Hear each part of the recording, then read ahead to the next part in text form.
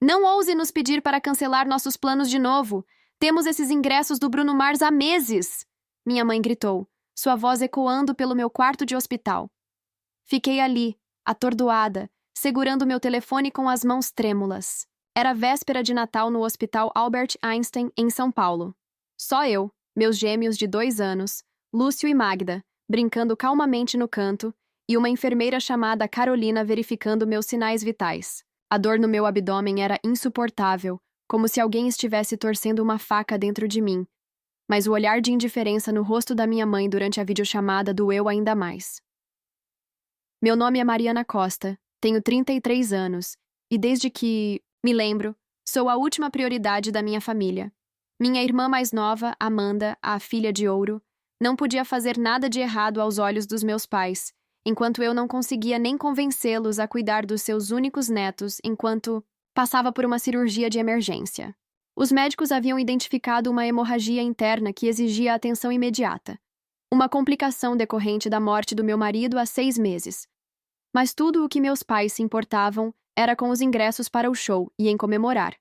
A véspera de Natal com Amanda. Quando finalmente pedi ajuda, depois de esgotar todas as outras opções, a resposta do meu pai cortou mais fundo do que qualquer ferramenta cirúrgica. Você está se tornando um verdadeiro incômodo e fardo, Mariana. Estamos aposentados agora. Merecemos aproveitar nossas vidas sem os seus problemas constantes. Tenho apoiado meus pais financeiramente desde que eles se aposentaram mais cedo, há 3 anos. Todo mês, sem falhar, enviei a eles $12.500 para ajudar com a hipoteca e despesas. Mesmo depois que Lucas morreu, continuei fazendo isso por amor e, pelo senso de dever de que a família deve se apoiar mutuamente. Quão tola eu fui.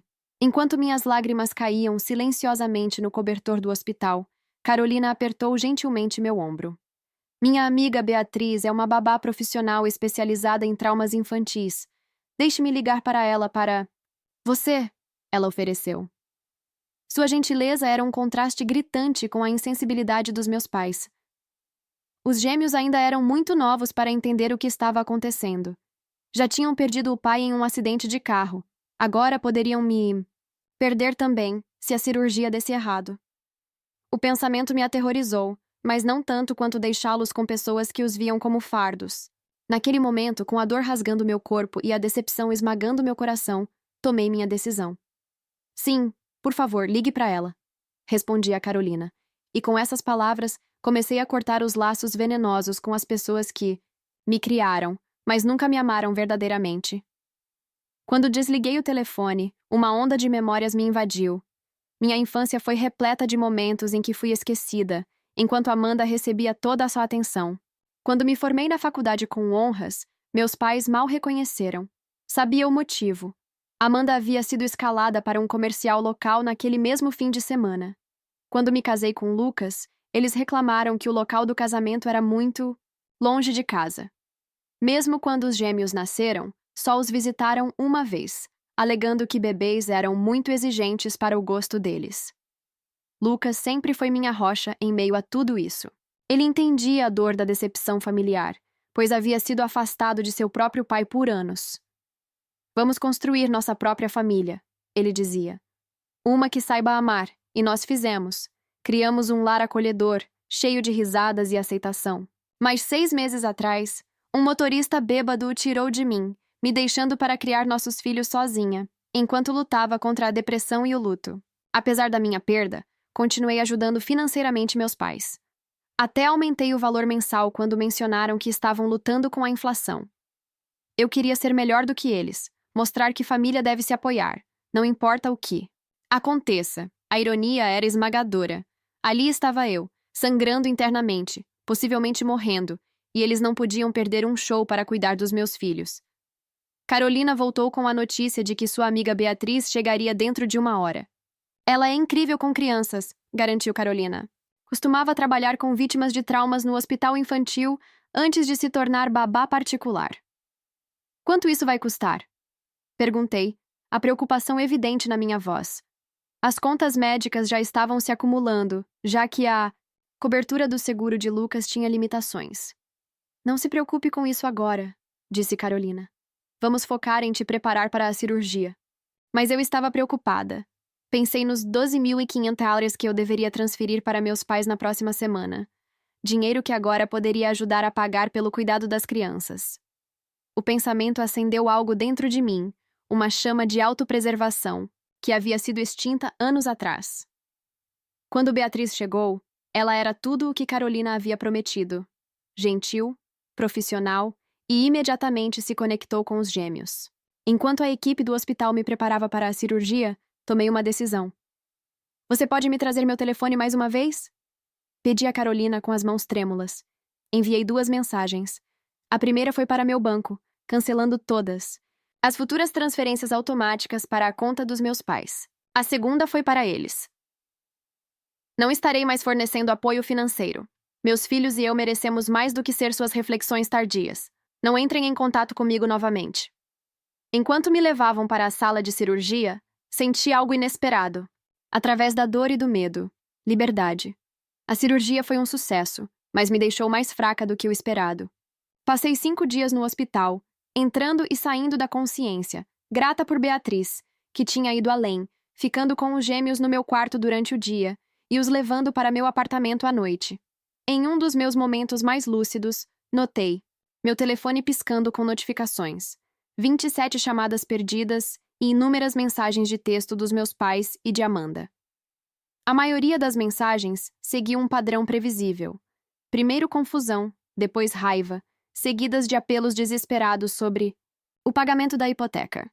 Nenhuma vez perguntaram como foi minha cirurgia ou se os gêmeos estavam bem. A mensagem final do meu pai foi particularmente reveladora.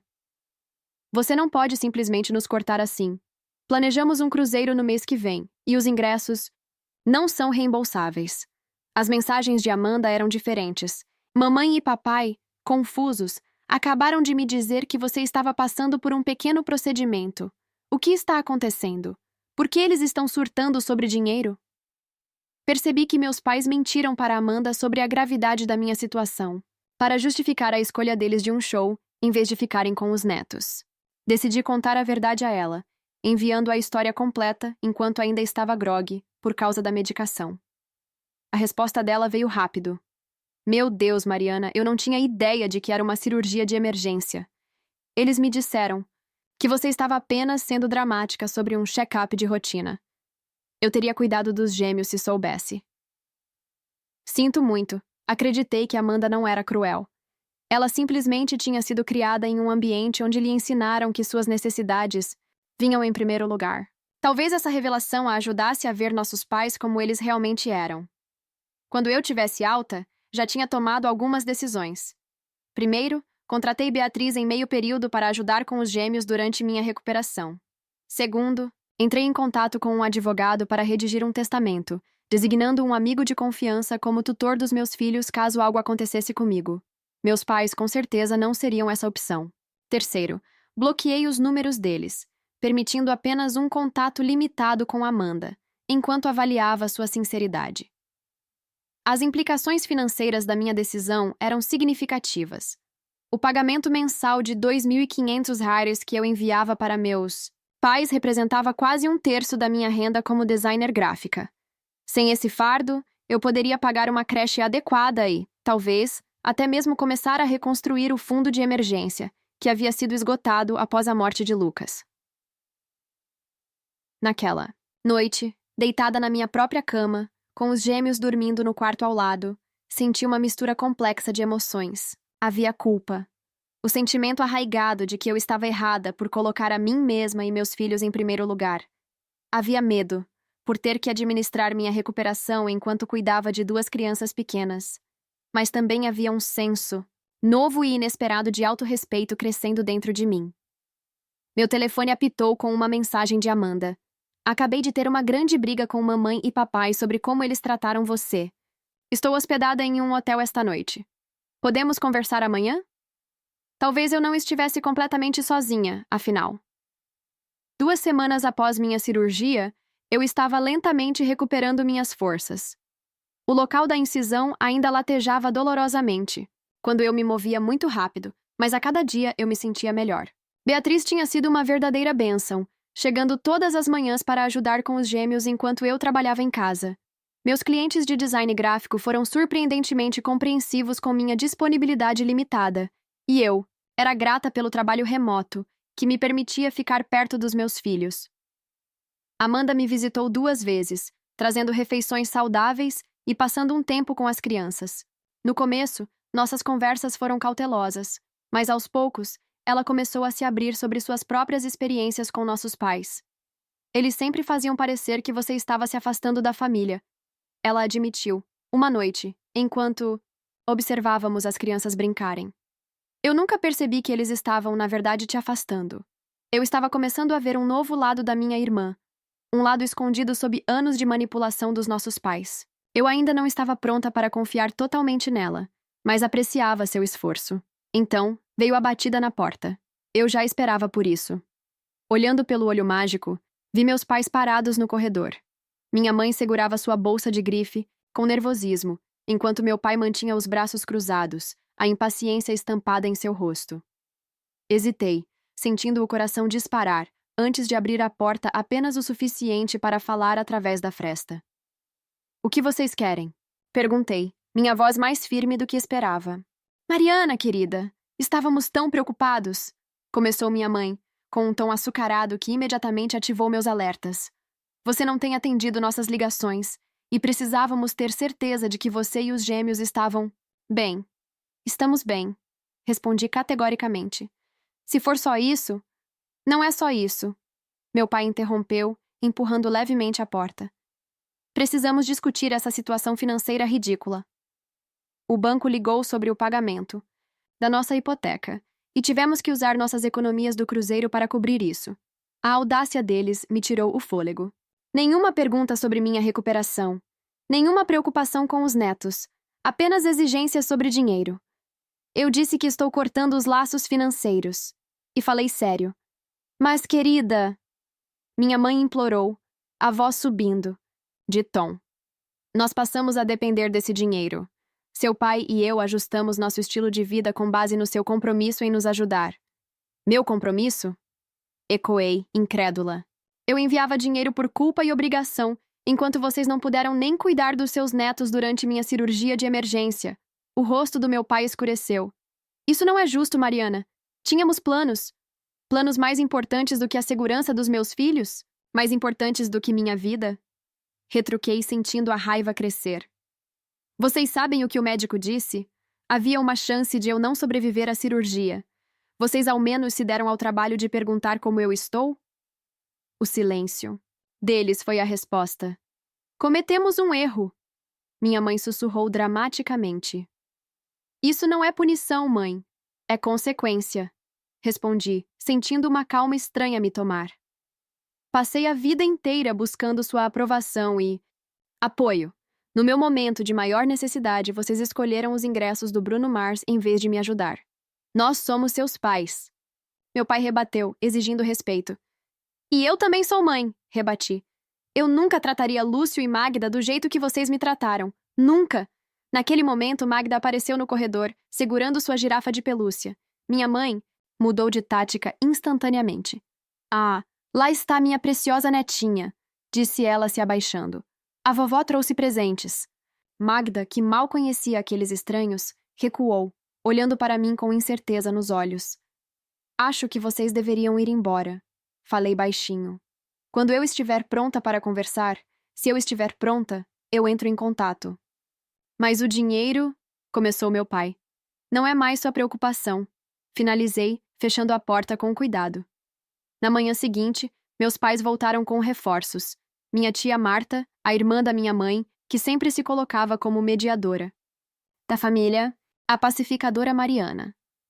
"Querida, seja razoável." Tia Marta implorou do lado de fora da minha porta que eu não tinha aberto. "Seus pais estão lutando sem sua ajuda. Eles administraram suas finanças por décadas antes de eu começar a ajudá-los." Respondi através da porta. "Eles escolheram a aposentadoria antecipada, sabendo que suas economias não eram adequadas." A voz da minha mãe interrompeu. "Nós tomamos essas decisões porque você prometeu nos ajudar. Tivemos que cancelar nossas equipes e agora podemos perder a casa." Suas tentativas de manipulação eram tão transparentes agora que eu tinha me libertado da névoa de culpa que me cercou por anos. Quando prometi apoio vitalício, eu me ofereci para ajudar temporariamente após a aposentadoria deles, mas de alguma forma isso evoluiu para um arranjo permanente e esperado.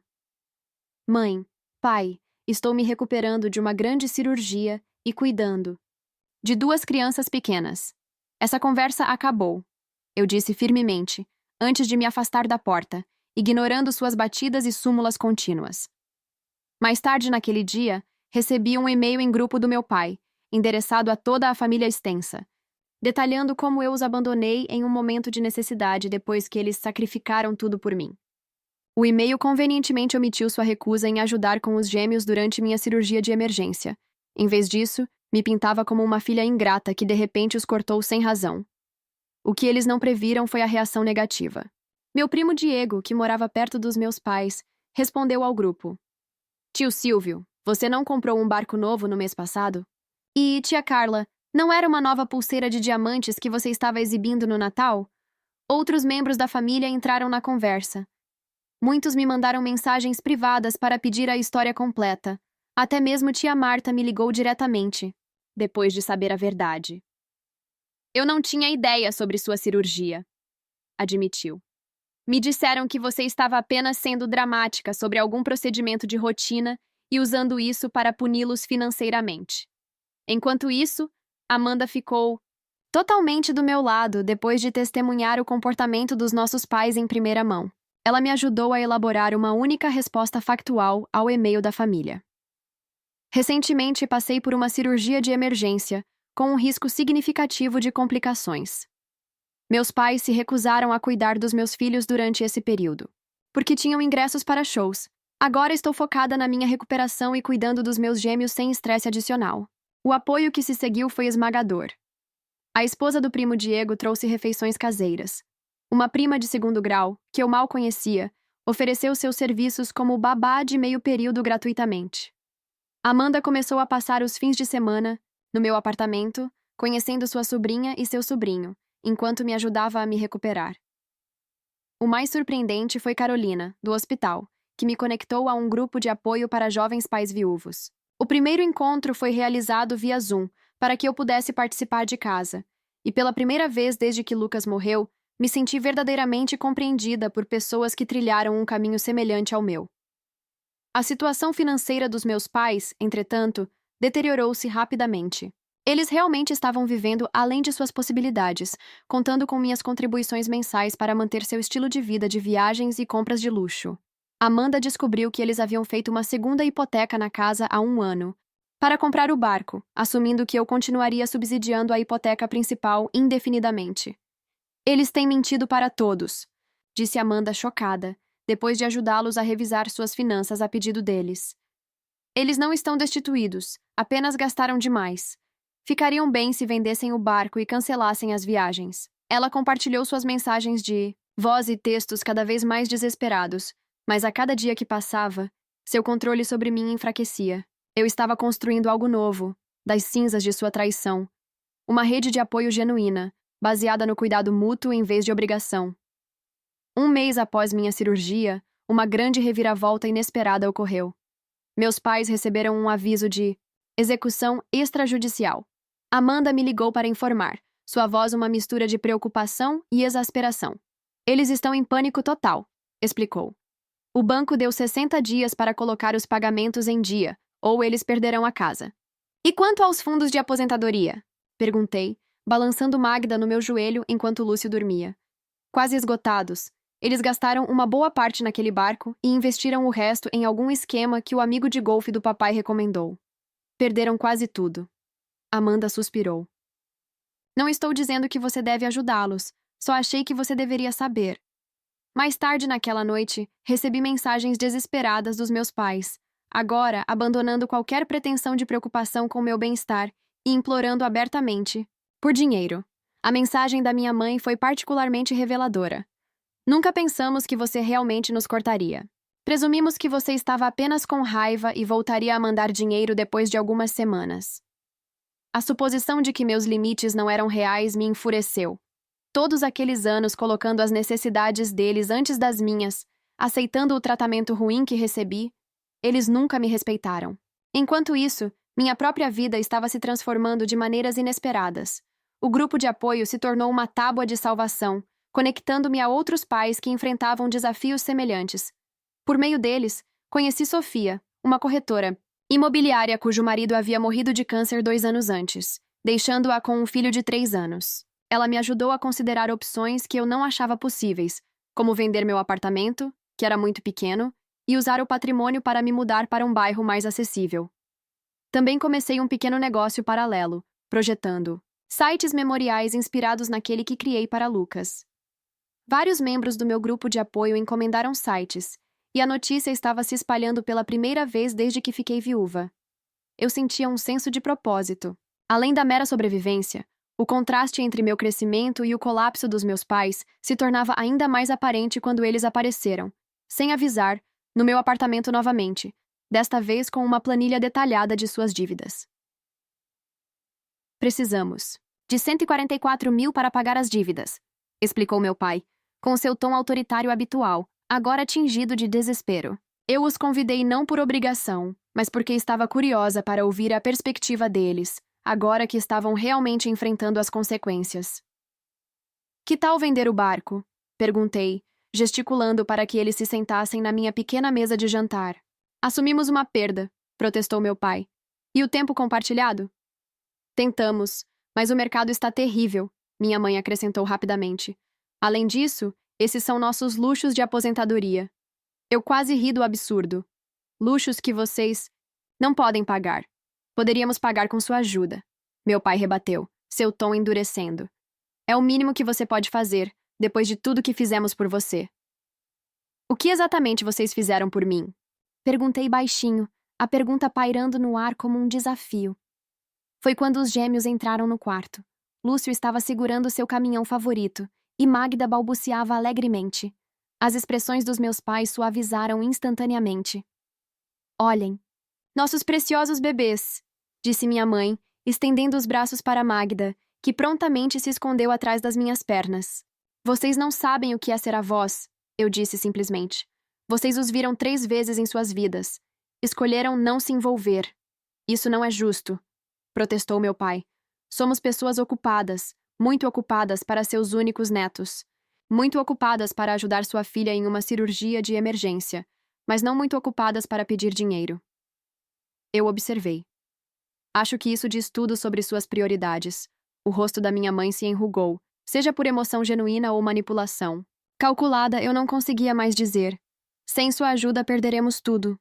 Ela sussurrou. Eu perdi meu marido, respondi. Meus filhos perderam o pai. Nós sobrevivemos. Vocês sobreviverão também. 3 meses após minha cirurgia, meus pais enfrentaram o inevitável. Foram forçados a vender sua casa para evitar a execução hipotecária. Amanda me manteve atualizada sobre a situação deles, embora eu mantivesse distância.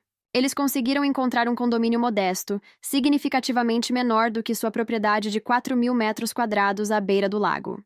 Meu pai relutantemente vendeu seu barco com prejuízo, e finalmente se desfizeram do tempo compartilhado, por uma fração do que pagaram. Estão realmente culpando você pelos problemas financeiros deles, na frente de todos? Amanda me informou durante uma de suas visitas semanais. É bizarro vê-los dizer a qualquer um que ouça que você os abandonou depois de prometer apoio vitalício. Deixe-os falar, eu respondi, me sentindo surpreendentemente despreocupada. A verdade fala por si. E falou. Minha família extensa se uniu em grande parte ao meu redor depois de saber a história completa. Até mesmo a irmã do meu pai, que sempre ficou do lado dele em disputas familiares, ligou para expressar seu apoio, depois de ouvir sobre sua recusa em ajudar durante minha cirurgia. Enquanto isso, minha própria situação melhorou drasticamente. Sofia, do meu grupo de apoio, me ajudou a encontrar e comprar uma pequena casa de 3 quartos em um bairro familiar. As parcelas da hipoteca eram, na verdade, menores do que o aluguel do meu apartamento, e os gêmeos tinham um quintal para brincar pela primeira vez em suas vidas. Meu negócio paralelo, projetando sites de memoriais, havia crescido o suficiente para que eu pudesse reduzir meus clientes de design gráfico e me concentrar em um trabalho que parecia significativo. Beatriz ainda ajudava com o cuidado das crianças, 3 dias por semana, mas eu havia ajustado minha agenda para maximizar o tempo com Lúcio e Magda. O mais importante é que eu havia encontrado uma comunidade. Os vizinhos trouxeram caçarolas quando nos mudamos. O grupo de apoio organizou encontros para as crianças brincarem. Amanda havia se tornado uma irmã genuína, em vez de uma competidora pelo afeto dos nossos pais. Até mesmo Carolina, do hospital, ocasionalmente aparecia com seus filhos. Eu havia perdido meu marido e cortado laços com meus pais, mas, de alguma forma, me sentia menos sozinha do que nunca. 6 meses após minha cirurgia, recebi uma carta. Uma carta escrita à mão, de verdade. Eu quase joguei a carta fora sem abrir, mas a curiosidade falou mais alto. Por dentro, era algo que eu nunca tinha visto antes. Um pedido de desculpas genuíno. Tive tempo para refletir sobre meu comportamento. Ela escreveu. Ver você construir uma vida sem nossa ajuda me forçou a encarar algumas verdades dolorosas. Sobre mim mesma. Como mãe, senti inveja da sua independência, da sua resiliência. Eu me ressentia por você não parecer precisar de mim da mesma forma que eu precisava da minha própria mãe. Mas agora vejo que você precisava de mim, só que não do jeito que eu queria ser necessária. Quando você nos pediu para cuidar dos gêmeos durante sua cirurgia, você estava tentando se reconectar, e nós falhamos com você. Lamento profundamente. A carta continuava, explicando como haviam reestruturado completamente suas finanças. Meu pai aceitara um emprego de meio período em uma loja de materiais de construção local. Eles venderam a maioria de seus itens de luxo e estavam vivendo modestamente pela primeira vez em décadas. Ela não pediu dinheiro nem sequer perdão.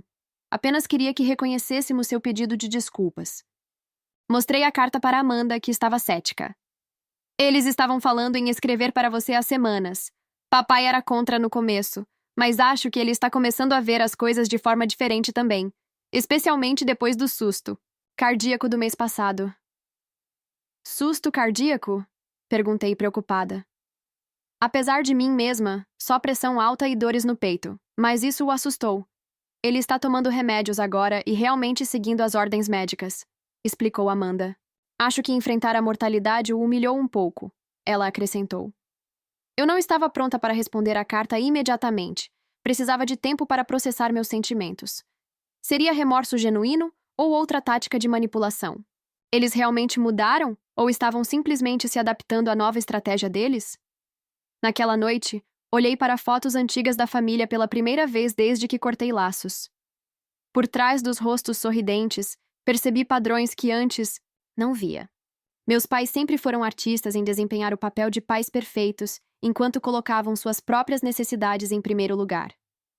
1 ano após minha cirurgia, finalmente aceitei encontrar meus pais em um local neutro. Um café tranquilo, perto da minha nova casa. Quando chegaram, mal os reconheci. Meu pai parecia menor, de alguma forma. Sua postura confiante substituída por um comportamento mais humilde. As roupas de grife da minha mãe foram trocadas por trajes práticos e simples. Os gêmeos estavam com Amanda à tarde. Eu não estava pronta para uma reunião de família ainda. Sentamos em silêncio constrangedor, até que meu pai fez algo sem precedentes. Ele chorou.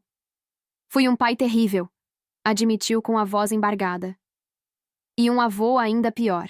Não espero seu perdão, mas quero que saibam que vejo agora o quão egoístas fomos.